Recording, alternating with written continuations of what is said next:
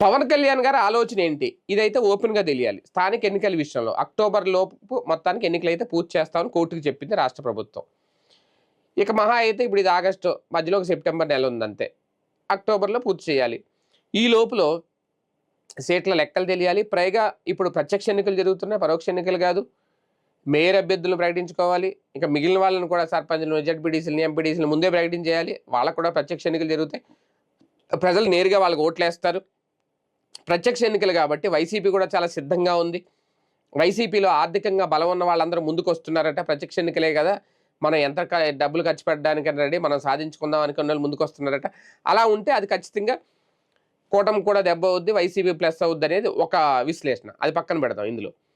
కాకపోతే ఇక్కడ పవన్ కళ్యాణ్ గారి ఆలోచన అనేది చాలా కీలకం. ఎందుకంటే జనసేన కూడా గ్రౌండ్ లెవెల్‌లో చాలా బలంగా ఉందనేది వైసీపీ నాయకులు నమ్ముతున్నారు. దాదాపు 15-20% ఓటింగ్ ఉందిప్పుడు స్టిల్ అనేది వాళ్ళ నమ్మకం బలంగా.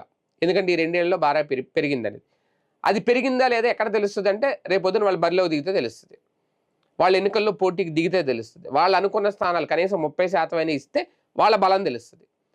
ఇవ్వకుండా మీకు అక్కడ బలం లేదు, ఇక్కడ బలం లేదు కొన్ని స్థానాలు ఇస్తే వాళ్ళ బలం తెలీదు. పొరపాటున అక్కడ వాళ్ళు ఇచ్చిన స్థానాల్లో వీళ్ళు ఓడిపోయారంటే రేపొద్దున అదిగో మీరు ఇచ్చిన స్థానాలే గెలవలేకపోయారు. ఇంక 30% ఏమి ఇస్తా అని చెప్పి 2029లో ఇవ్వరు. ఆ భయం ఉంది. కానీ ఇక్కడ పవన్ కళ్యాణ్ గారు తేల్చుకోవాలి, ఆలోచించుకోవాలి. ముందే ఆ లెక్కలేమన్నా తేల్చుకోగలిగితే జనసేన నాయకుల్లో కూడా జోష్ పెరుగుద్ది. ఇప్పుడు అదే తర్జన భర్జన జరుగుతుందట 2 పార్టీల మధ్య. కానీ అసలు విషయం ఏంటి బయటికి రావట్లేదు. కానీ ఖచ్చితంగా రేపో మాపో బయటకు